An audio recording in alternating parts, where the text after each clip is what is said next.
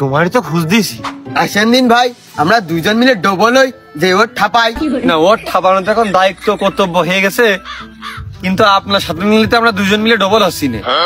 আপনার এটা আর অর্ধেক কম পড়ে যাচ্ছে।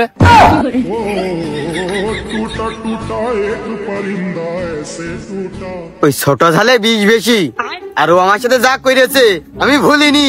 কি হইলো ভাই কন দিনই, মানে আপনার কথা শুনে যেন আমি আর একটু ওর উপরে বেশি রাগ করতে পারি, দুই বাড়ি আমার বেশি মারা আসে। ও ভাই, ওর মাঝে মেয়ের সাথে আমার প্রেম ছিল, ও কইলো যে চাকরি বাকরি করো, তোমার সাথে বিয়ে দিবানে। তারপর শালা আগে রে চাকরি হয় না তা কবে না, উদ্যোক্তা হ, উদ্যোক্তা হ। আমি নিজে একটা উদ্যোক্তা হয়ে গেছি, বেরিয়ে গেছি।